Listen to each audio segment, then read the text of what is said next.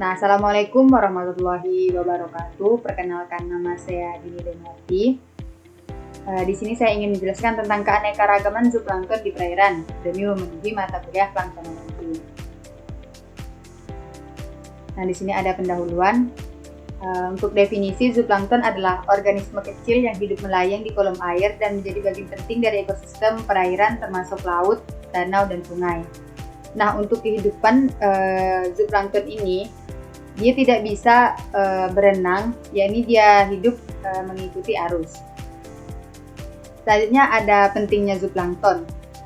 Alasan utama mengapa keanekaragaman zooplankton itu dipelajari, yakni zooplankton itu berperan sebagai indikator kesehatan ekosistem di perairan, di mana perairan yang banyak mengandung zooplankton itu perairannya sehat. Selanjutnya ada memastikan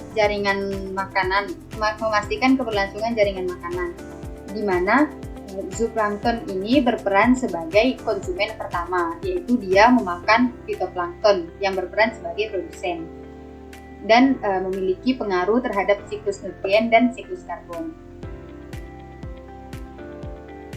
Nah, di sini terdapat beberapa jenis ukuran zooplankton.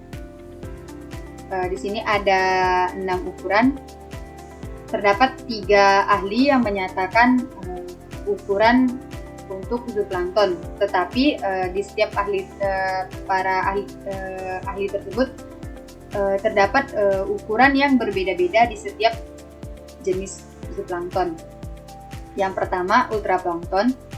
Nah, menurut Carlton and Tietjen, ukuran ultraplankton itu kurang dari 5 mikrometer. Sedangkan Nyebatken itu kurang dari 2 mikrometer. Nah, untuk Canis itu kurang dari 5 mikrometer. Untuk nanoplankton itu 5 sampai 50 mikrometer. Sedangkan Nyebatken mengatakan ukuran nanoplankton itu 2 sampai 20 mikrometer dan Canis menyatakan 5 sampai 70 mikrometer. Untuk mikroplankton itu Carlton and Tietjen menyatakan ukurannya adalah 50 sampai 50 mikrometer. Sedangkan Nyebatken 20 mikrometer sampai 0,2 mikrometer. Sedangkan Canis dia menyatakan untuk ukuran mikroplankton itu adalah 70 sampai 100 mikrometer. Sedangkan mesoplankton Carlton and Tietjen itu menyatakan ukurannya adalah 500 mikrometer. Untuk Nyebatken dan Canis itu tidak memiliki pendapat untuk ukuran mesoplankton. Nah, selanjutnya ada makroplankton. Di sini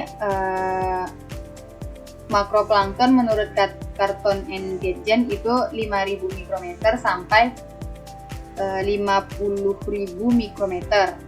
Untuk Nyebatken itu 0,2 sampai 2 mm.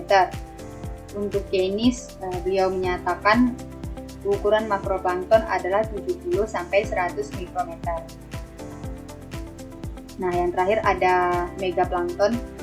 Yakni untuk Carlton and Tietjen menyatakan ukuran megaplankton itu lebih dari 50.000 mikrometer.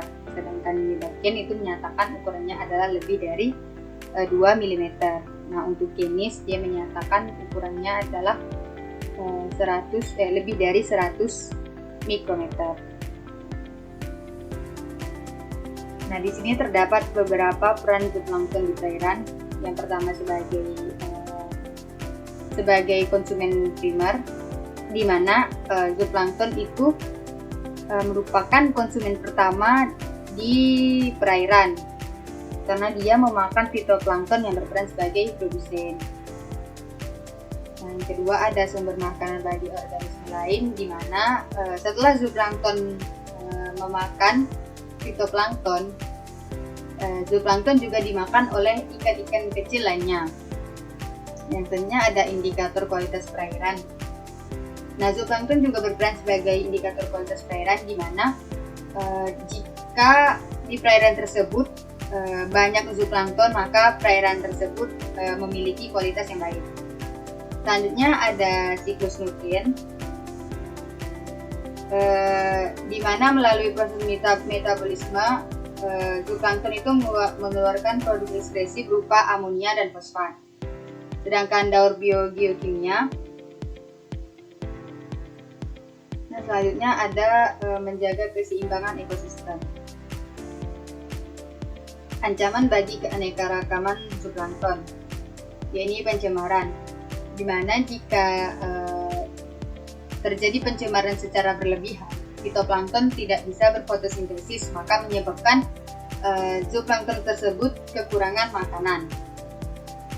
Selanjutnya ada perubahan iklim, yakni perubahan suhu air laut itu dapat mempengaruhi distribusi dan metabolisme zooplankton. Selanjutnya ada eksploitasi sumber daya laut dan introduksi spesies asing.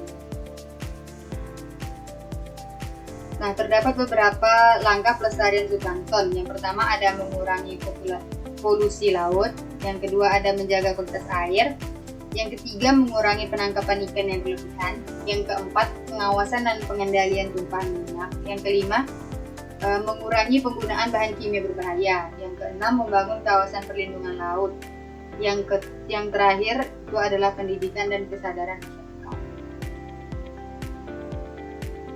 Nah, dari